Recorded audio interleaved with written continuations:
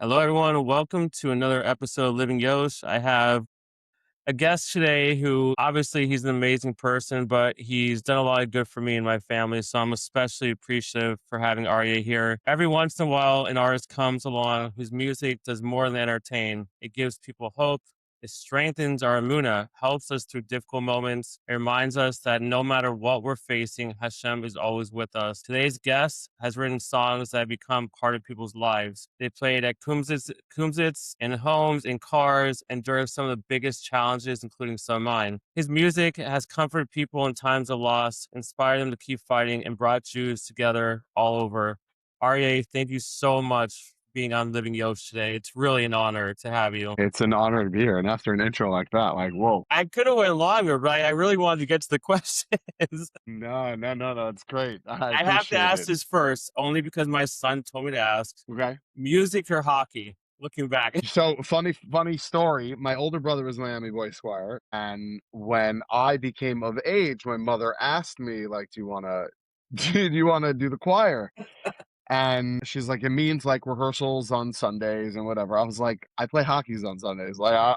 So back then it was hockey first. So now, music's the career. Whenever, my kids actually got me back out onto the ice for the first Nice. time in a decade probably. And I gotta tell you, like, it's fun. It's a lot of fun. You know, I wish I played, but growing up in San Diego, nobody played hockey. Like, I didn't even know I Right. think I knew what it was, but like, it was like, no hockey. Like, who does that? But now, like, I'm totally obsessed. I love watching my son play, whether it's practice or his actual games. And I'm very thankful because he played soccer. And I'm just like, I support you, but it's so freaking hot. Like, I just can't do it. Yeah. But I wish I played. Like, maybe I'll try. Like, a lot of my friends actually play, but it's a great sport. It's I mean, like, we're huge hockey fans in general, like that, my wife gets sometimes she gets sick and tired because, like, my boys, like, sometimes they'll just it'll only be about hockey. She's like, can we talk about something else? Like, It does. but It takes over your life. It really does. Like in a good yes. way. Yeah,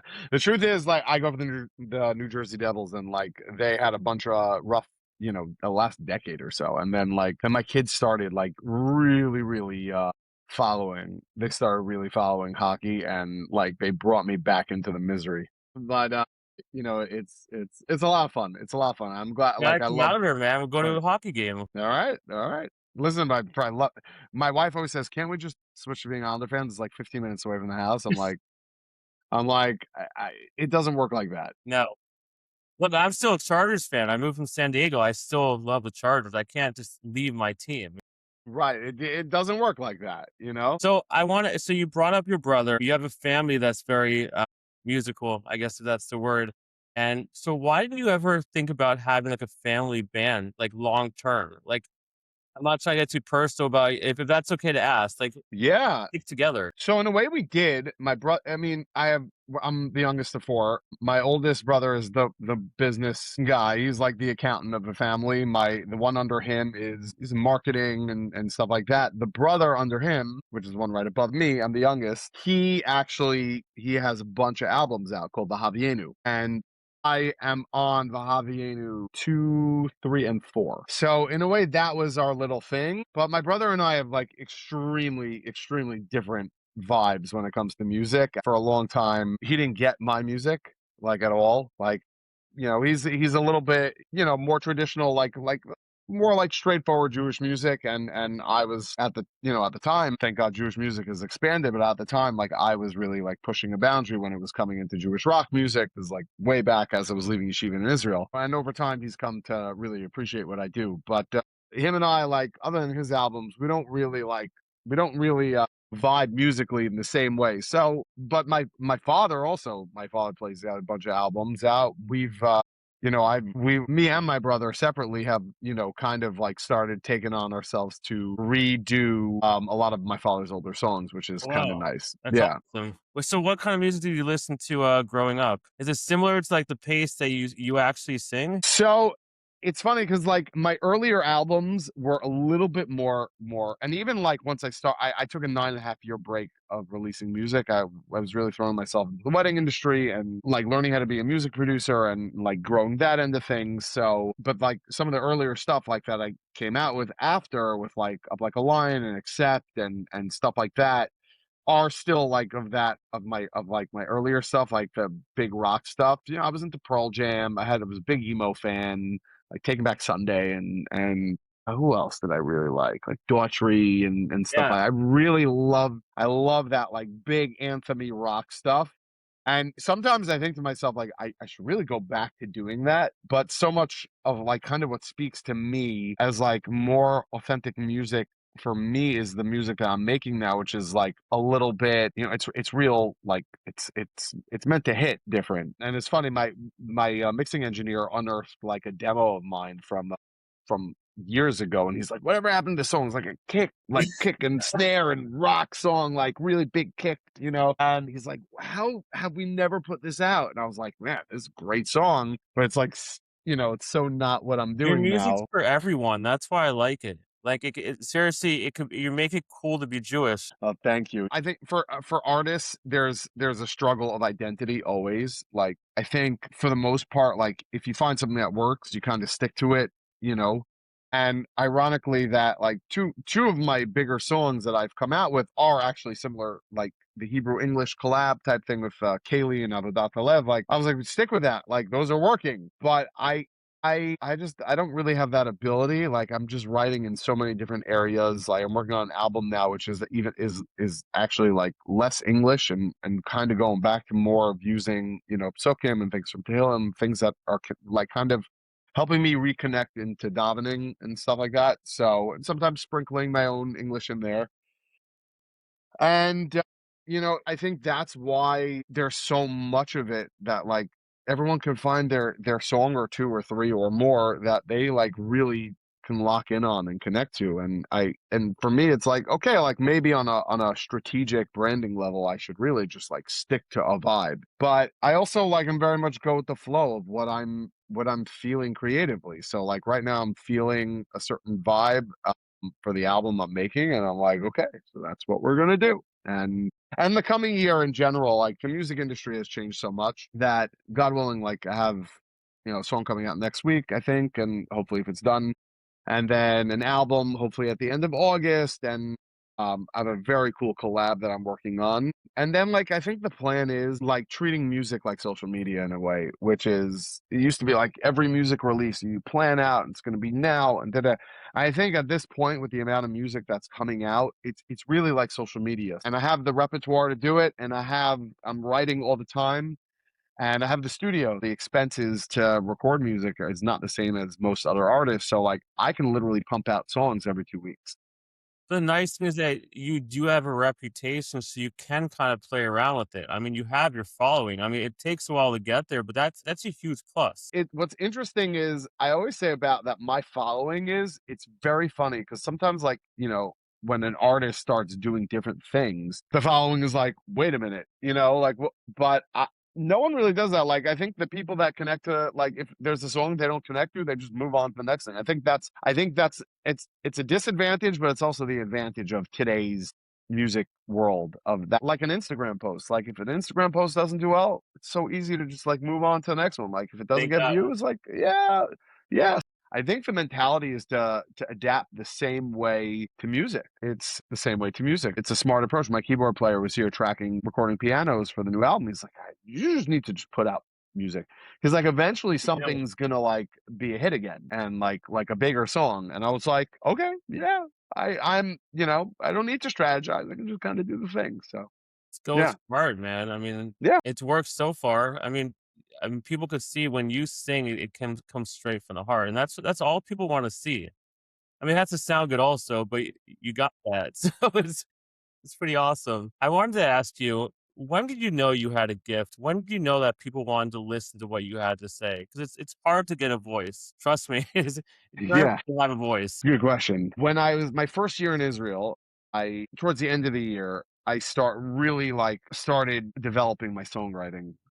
Like my songwriting kind of took a shift from like a teenager, you know, jamming guy to more of to a songwriter. And my next year in Israel, and this went on for years actually after I was in Israel, but me and a couple of friends, we started what was became known as the Thursday night kumsitz by like in the old city.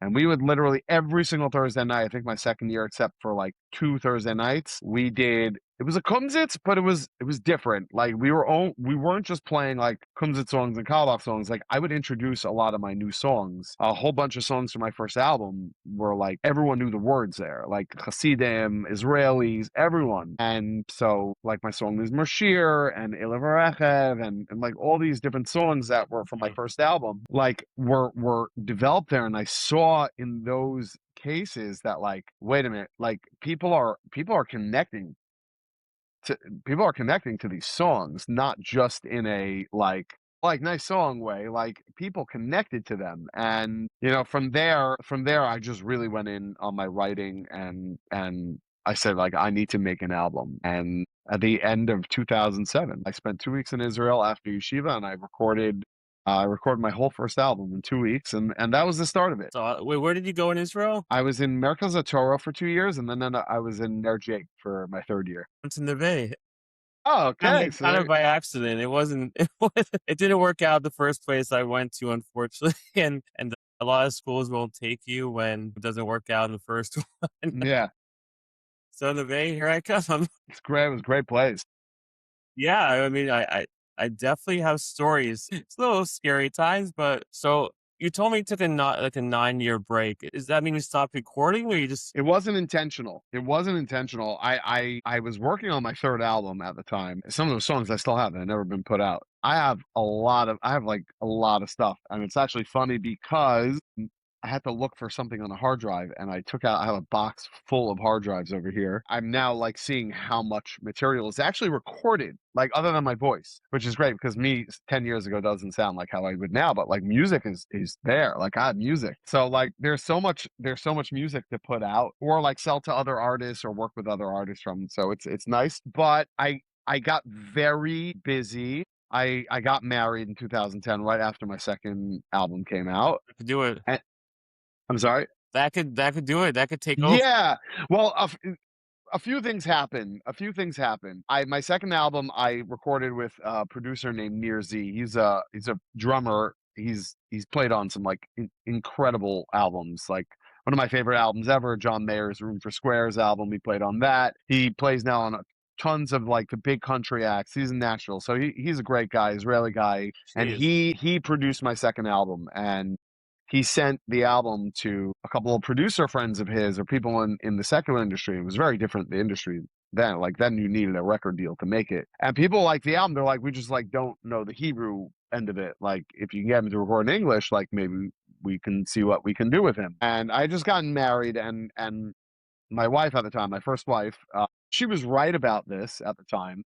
And it was also while Matisyo was kind of going through his changes and everything, figuring his life out in public. And she said, like, I don't see how you can be like a from family man while like being signed to a record label and going out and I think there was a lot of truth in it, but I think for me a little bit of that dream kind of died in that, and I threw myself into the wedding world, which was always a dream. Like because there's the artist side of me, there was the guitarist side of me, and my biggest dream, as an aspiring guitarist in high school is to play at weddings, and so I was already kind of in the scene, and then right around then it exploded. I went from like doing 60 weddings a year to 180 events, weddings, bar mitzvahs. Yeah.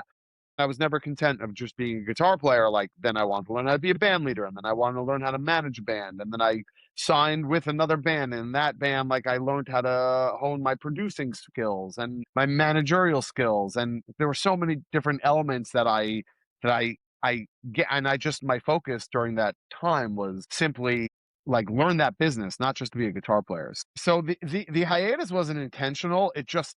There was no time for it, but I think the skills that I got during that break, like I can't like sometimes I think to myself, man, I missed my opportunity of like my late 20s, early 30s of like really putting out music. And the truth is like the skills I got for that time period, they're so valuable for what I do now. So So are you a fan of the Wedding Singer movie? I can't say that the Jewish wedding scene is just like that, but it's great. It's a great movie. I'm a big Adam Sandler fan, so Yeah, it's great. so I wanted to ask you now. You mentioned the different types, the Jewish and English music. Is there a different, mentality going into one writing them and two singing them? Generally when I write English lyrics, so I'm very particular about my lyrics. Like I'm that's one thing I get very particular about. And if it doesn't happen right away, which is a classic songwriting like no, but if it doesn't happen right away and then I have to go revisit it, it's twice as hard. So like very often my English songs are just gonna happen. And I'm gonna sit with it. I'm gonna work those lyrics till I get them good. And then maybe later like a small tweak or two. But like when I'm singing, my own lyrics, they're me. Like they're me. There's like a story behind the song. They're why I wrote it. Happens to be some of the songs like on this new album are English, and I'm almost like going into more of like a mantra or meditation type vibe. So as opposed to like regular like lyrics of a song, of a lot of my other songs. So it's interesting for me to actually like pick like three phrases and to keep on repeating them. But those three phrases for me, like they make an impact. So there's something to be said about the English lyrics. When it comes to Hebrew lyrics, it's got to be something I connect to. Yeah, It's got to be something, and there's got to be a reason why I'm choosing those words. This album is probably the most like full Hebrew songs, like from davening and whatever since my earlier albums. And the choices of where I took them from are non-standard. Like there's a lot of different stuff. I've rarely heard songs with those words, but can't wait. yeah, and it's nice. And a lot of them were born very, very You have a spontaneously lot of with sleepless nights. You probably wake up in the middle of the night all the time. no, no, you know what's interesting? It's actually funny now that I think about it, a lot of the songs on this album. I have a group of friends here, like it's like a real brotherhood, and like sometimes we just sit around and jam, and like these guys inspire me because music is my career. So like sometimes like me picking up a guitar, it's like it's also my job. So it's not. And these guys are all in their 30s and are learning how to play guitar for the first time and getting good at it, and they inspire me to just enjoy playing music again. And sometimes like they'll be playing a song and then I'll pick up the guitar and I'm like, I don't want to just play. Like I don't know. I don't like just playing songs. I don't for some reason. So it's always got to be something new. And so often that I'm sitting there in my friend Mayer's living room and I'm picking up the guitar and then boom is the song. I can't tell you how many songs on this album. My song Anal Movado is from there. Like they just kind of happen in those moments. And it's really special. It's nice. I mean, how often are you? And I'm not saying it happens a lot where like you see like in the movies they're crumbling up the paper, they're throwing it in a basket, and you have a whole pile of paper. Like, oh man, redo.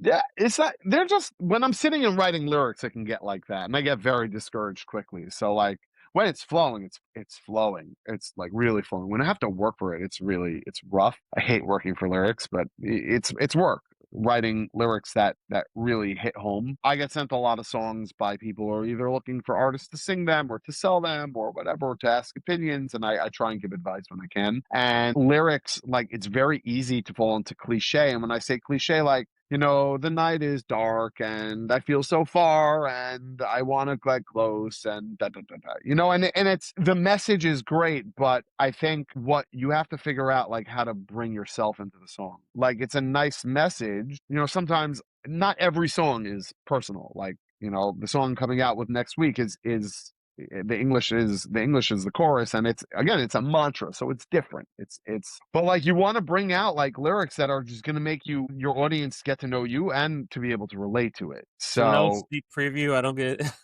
yeah, I'll send it to you after. Wow. So do you ever get emotional when you're writing a song, or when Yeah, you're kind of, yeah, oh yeah, do you know then like does that kind of like the green light, like this is a really special song, like this is something that I really feel connected to? yeah. Yeah. I have a song on the new album that it's a song. It's some of my best work lyrically. Really, really, really, really good. It's one of those songs like it just pen paper and it just happened. But yeah, recording that song was like I had to stop a few times, like and kind of like ooh. That's awesome. No, seriously, Yeah, I can't wait to hear it. It's kind of like, I used to write a note to my kids every Friday night to kind of connect them when I was going through a struggle. And like when I write a really good note, I'm like, wow, I can't wait for them to read this. So I don't have a good voice, but I understand the idea where something could be so special where you just like it connects with you in a way, especially with family or with kids. So yeah, yeah. how do you manage, being, a family man and and being very committed to your work. It's hard. I mean, I can't say that years of being in, the wedding business or being an artist has allowed me to have structure. So, which is tough. Like my days are not mapped out. I've tried to map out my days, but just kind of just need to take every day by every day. And some days, certain things are gonna lack. Some days, like I need to spend more time with my kids or my wife, and so the jobs that I have to work on, the studio projects, my own music, will have to take a back seat. Sometimes like I have clients paying me to produce their music or work on music. Sometimes I'll push that off a day or two because in order to do that work, I need to work on my own music. Sometimes I need to push off my own music to work on my client's music.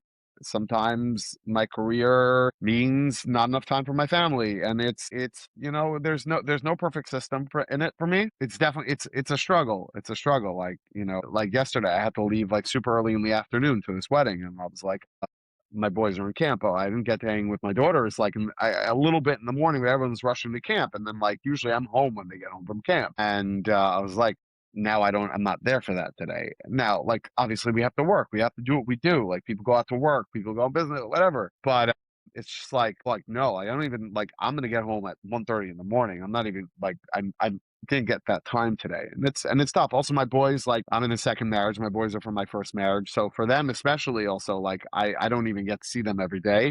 Um, although they're both like now like one's 12, one's 14. They don't need to see me. Like they're typical, whatever. We're doing our thing. I get it.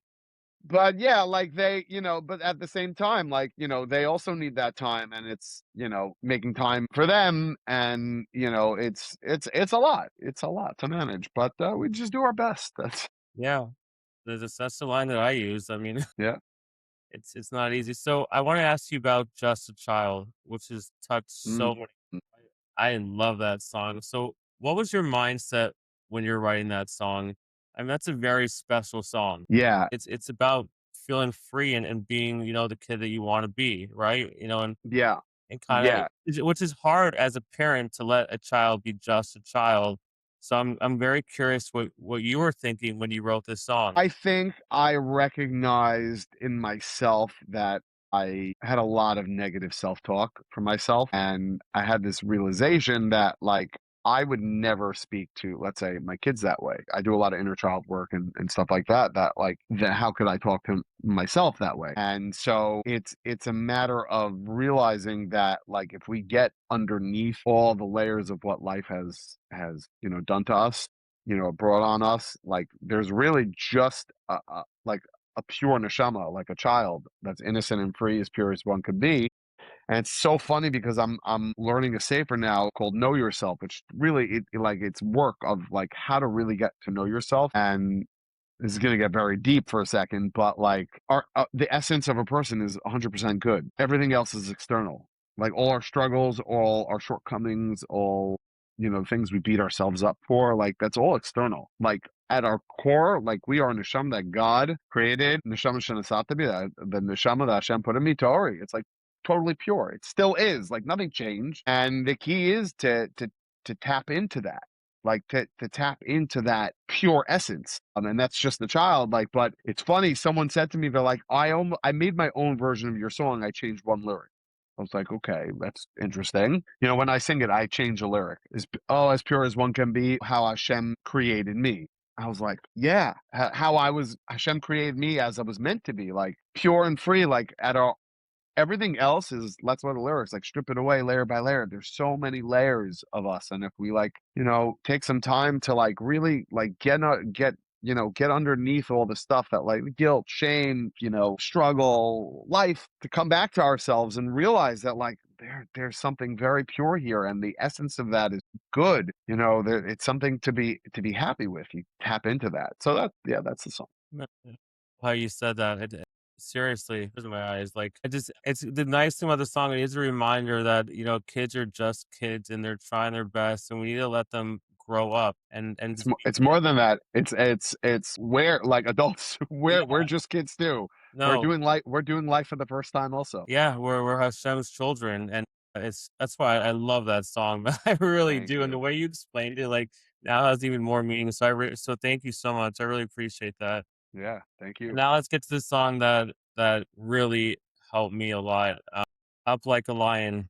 I want to first start and ask you, what was your reason behind writing that song? Is it connected to something that you personally experienced or somebody else? And if you don't want to get too personal, that's totally fine. No, sure. Up Like a Lion. Obviously, there's a connection to Aryeh Lion. So like the concept, I always had the title in my head like Up Like a Lion, like Iskaber Kari. There's the saying like to get up in the morning, to get up like a lion. And I always like was very connected to it. And but like I didn't never wrote lyrics to the song, and the song actually started out where I saw this practice online about like writing a letter to yourself. Like if you could write a letter to yourself the same way you would write a letter to someone, a friend going through your situation, how would you write it? And like it started out with kind of just like a message for myself. It was right after I had gotten divorced. I had no idea like who I was anymore because like life is as I knew it was completely different. So it was just kind of like these like affirmations, like don't you know you've got a lion in you? Don't you know you've got the heart of a king? Like don't you know like all these like deep things and these deep things that I was just like if I want to tell a friend something, it's like this is what I would say to him. So I wrote it to myself and it became lyrics.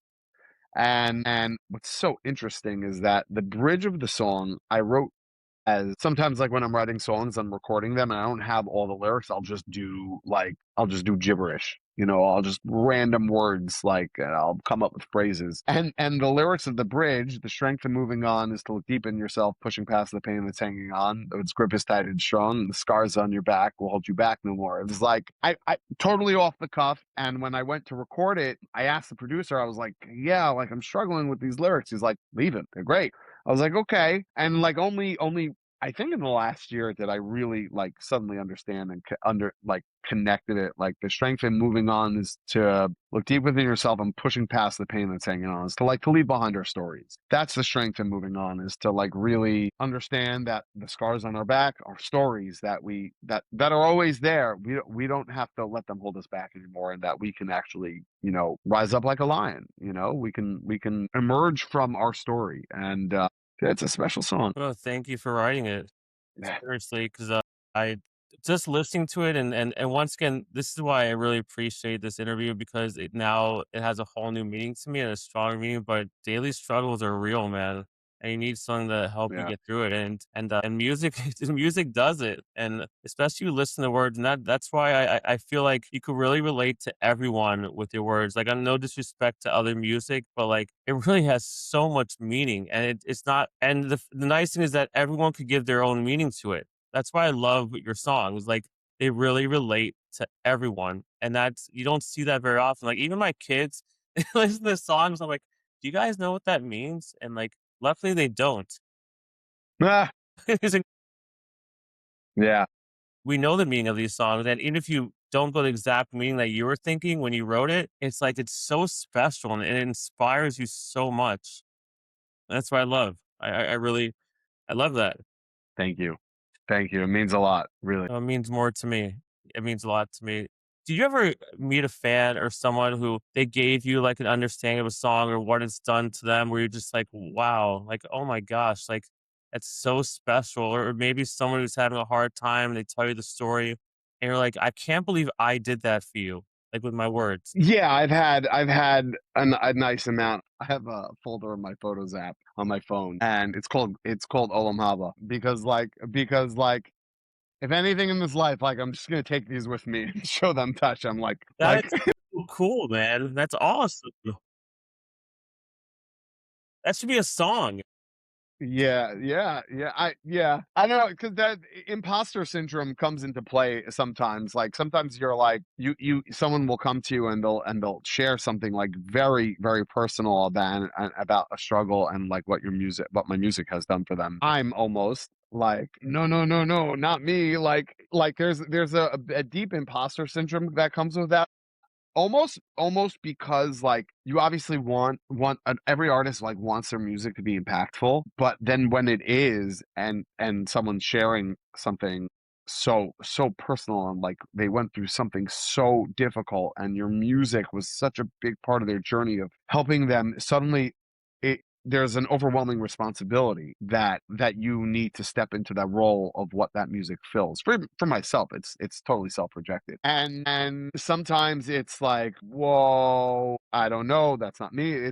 But I'm learning. I've been working a lot I just on. tell you right now that, and I'm not just saying this, I'm on with you. You were given a gift that people would die to have, and you need to just accept that and go with it because you're very special to people, and you need to take that with pride because Hashem gave you a gift that not only a gift of your voice, but the gift that you could change people with it, and that means that you have your mission, and some people don't find their mission for almost a lifetime. So please take it as like Hashem, thank you, and listen to everyone as like you really are someone so special, and you're using it the right way. Some people don't use their gift the right way. I'm learning. I'm learning. Yeah, I've come a long way since a lot of that, but I'm learning.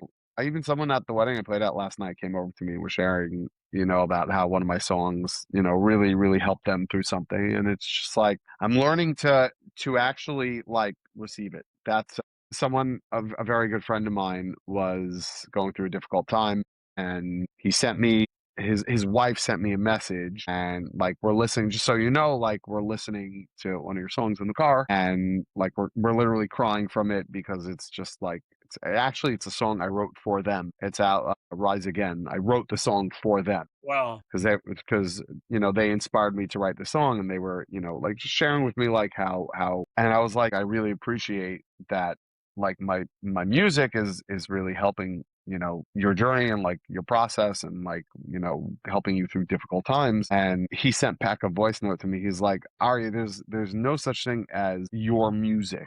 There's just you. Thank you for helping me with that. And I was Right. just like, it was like, wow. I've kept the space between me and my music at times. And like I'm part of my own self work and my own journey is to actually like to hear that message and to fuse them together, and understand that like I am doing something important. And in a sense, it's a safety thing. It's an emotional safety thing. Like Yeah. if you're not your music, like my music is doing these things, but I am not. It's also the same thing. If you come out with music that doesn't do well, like so that song failed, I didn't fail. It's a protection, and Right. that message really rocked me. So, Mark, thank you. Is there someone, whether they're around now or they've passed on, that it was the most important thing for you to make them proud of you, whether it's with your music or what your goals are? Sorry. No, no. I mean, my parents are my biggest fans. My father is a musician also, who he was like regular career first, but still managed to make time to make music, and invested in me when I wanted to go in, help me fund my first album. My biggest supporter. It's special for me to see like when I did my first theater show, and that he was able to be there, and like 3,000 people in the theater, and like to see me getting milestones. And what's so special also is that like when my Instagram was blowing up, I was doing a lot of these covers and these duets. I did one with him, and that was my first post that had over a million views. It was we did a song together, and it was really really special. And so for them, like for my parents, like and they're getting older, and like I want them to experience my successes in music as I grow, and for them to be able to see me on bigger stages, and more opportunities, and see.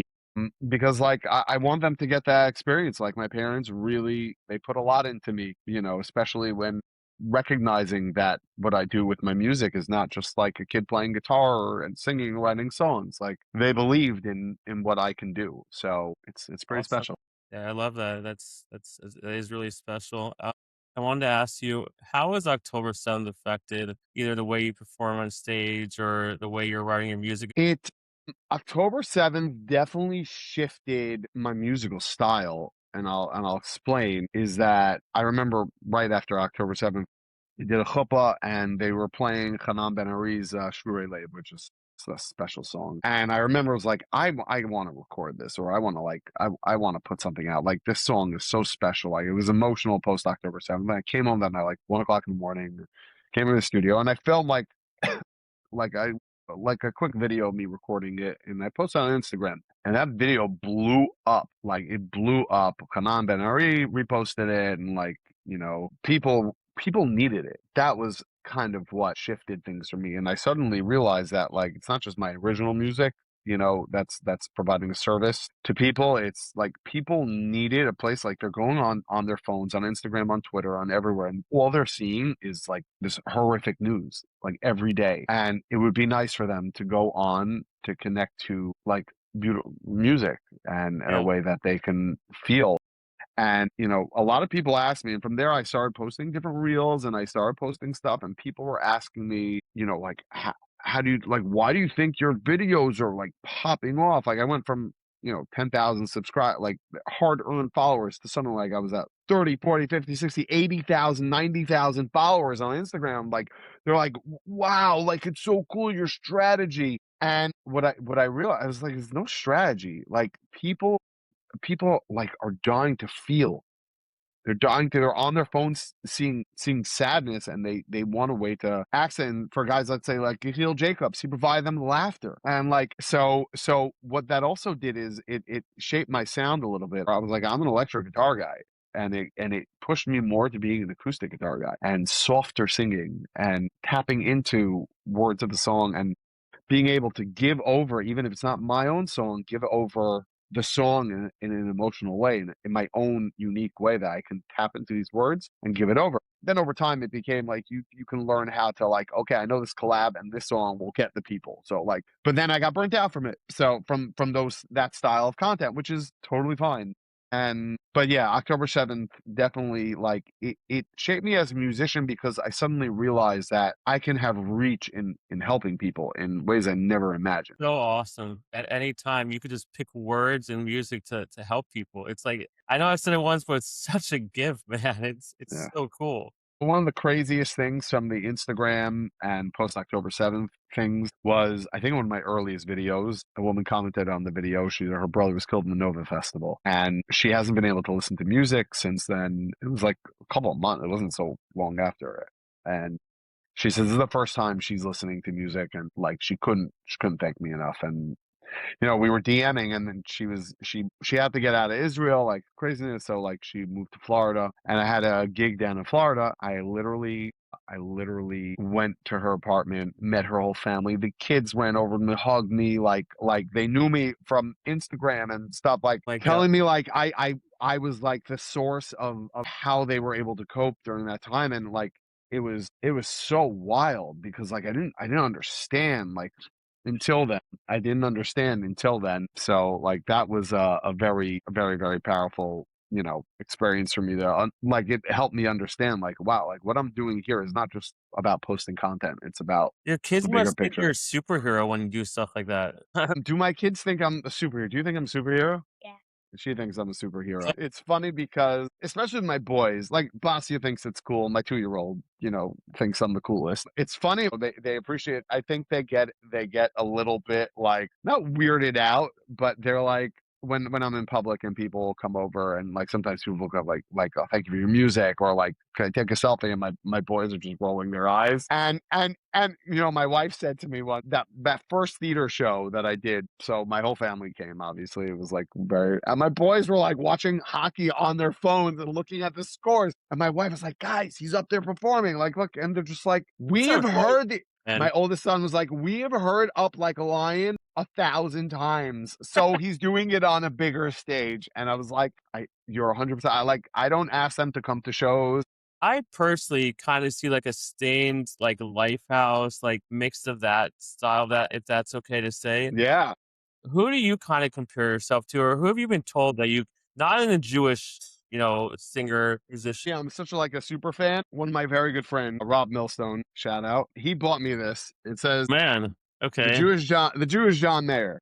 Oh my, So that is so that bought, awesome. not necessarily that I make the same style of music as John Mayer, but But I can see it. I think there are certain similarities into, well, like he's part songwriter, like, and that's what he's special about, and he's part amazing guitar player. So like I'm not like on his level, clearly. I became very known in, like, especially in the wedding world and the performance world, as like a guitar player. So like I have that side of me, and then like he does like all these different side projects and being featured on other people's stuff, and I was like Dead and Company, and like I do all these different collabs, and I like so there's a lot of similarities to I guess like our artist arc. Wait, so that means you have to dress up like a stuffed animal, which I heard he does before his shows, and he sneaks up on fans. You gotta do some like Back in the day, that was in the earlier part of his career. Now he's a very mature person. he's too cool Yeah, now. Yeah. yeah. So speaking of collaboration, is there one or two artists that you would just be like, I have to perform with them or it'd be a dream come true, whether I guess alive or not alive or I mean, John Mayer, but, that in the secular world is John Mayer, like all the way, or Mark Knopfler, like, from Dire Straits. Like, I think the two of them were, in the secular world. In the Jewish world, it's very interesting. Like, I kind of had for a bit of time a couple of guys on a pedestal of who I wanted to have a collab with. And I don't have it as much anymore. It's interesting when it comes to collabs in Jewish music. It's very interesting. And as someone who gets asked to collab, and as somebody who's been turned down from many collabs, it's hard. It's hard to choose who to collab with. The idea of a collab comes from, well, what could the other person bring to the collab? yeah. So if there's a bigger person than me, I want to be in a collab with them. And I'm actually like very like honored when people will reach out like, hey, like, oh, could we do it? Someone texted me today like, hey, you don't know me, but I've done this. Send me a couple of things. Like, I would love to do a collab. And it hurts to say no, like, because I don't want to be that guy. But at the same time, if you say yes to everybody, then a lot of guys for collabs either have to like serve a very, very specific purpose of the song. So, so like, okay, this person makes sense to do this song and we're both on board, Yeah. or it comes from just a friendship of and an enjoyable process of creating together. So like my collab with Yosef Karduner, Kaylee, like that, Yosef and I have been playing together for many years. We have a deep friendship. He's always That said, was if you a want, perfect collaboration. That was awesome. thank you. Yeah. And I approached other artists before that for him. I was turned down.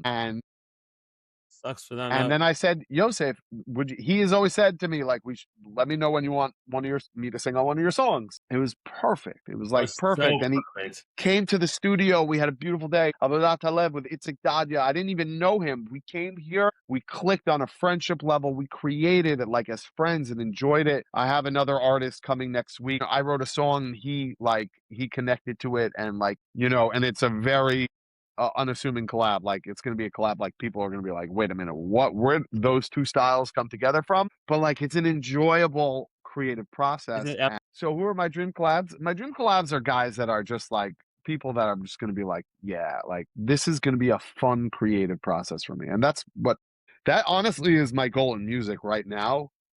Because I think the pressure to succeed, especially with social media and everything, the pressure to have success and get somewhere with it's gotten to most artists' heads, and sometimes you lose the essence of it. I'm trying to just come back to just having fun making music, which is why it's called playing music. It's play. but once you lose that, then it's hard to really be a good musician. You gotta love it. You have to always love it. I had an artist who was complaining to me that he was getting depressed, that he came out with 3 songs, spent many thousands of dollars on these songs, and like they didn't get streams and this and that. And he was like, I'm like, I said, music's something that you're supposed to love. Yeah. And if it's bringing you sadness, you need to take a break from it. Yeah. And Yeah. I've taken breaks, I actually went through a similar thing for whatever reason, like a month and a half ago, 2 months ago. He was going through a thing. And one of my friends said to me, he's like, maybe it means taking a break from it. I was like, okay, okay. And I don't know how long that break will be. I don't know, whatever. Didn't last long. Good. I'm sorry. You're way too talented to take too much time off. And Yeah, I hope I'm not being inconsiderate by saying a lot of pressure now. No, it's sorry. okay.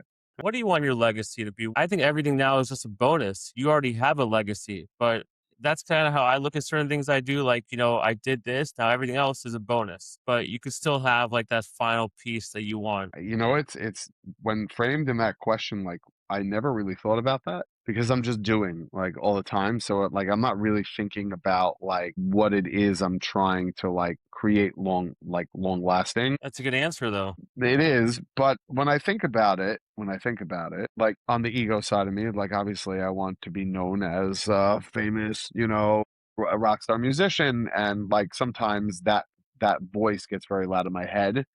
and the non-achieving that will, like, not achieving certain levels, like everyone wants to just get to the next level and the next level. I fall into that trap a lot.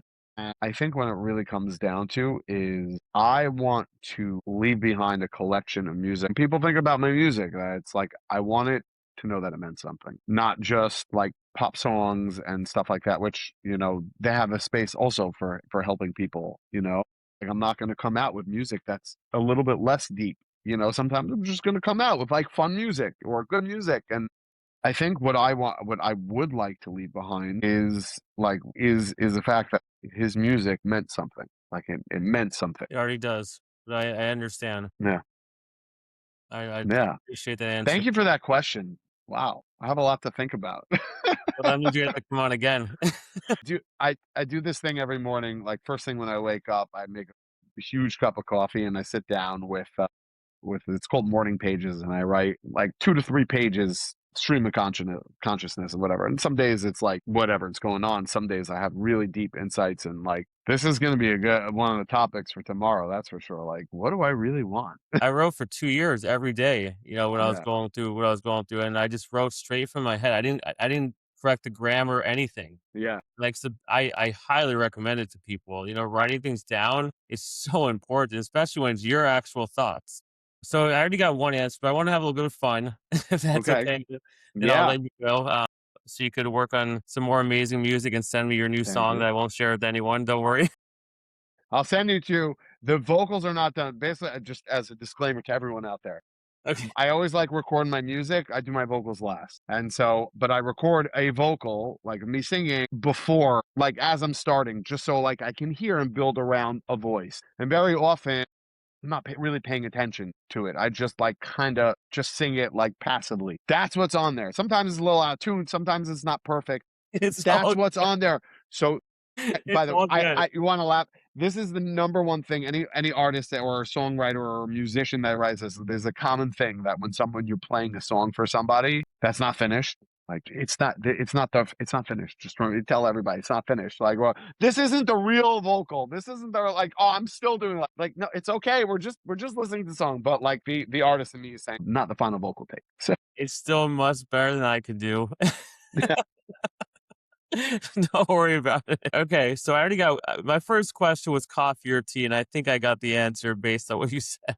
coffee all the way, all day, every day. Okay, studio or live concert? Studio, Okay, acoustic or full band? full band, Nice. Sunrise or sunset? sunrise, Very cool. Favorite song to perform? Song you're the most proud of? Mara Cohen, Nice. Challah or pizza? pizza. Okay, you could have said, okay. What about favorite topping? Okay, one Jewish artist everyone should listen to, besides the obvious, yourself. I'm gonna give it two.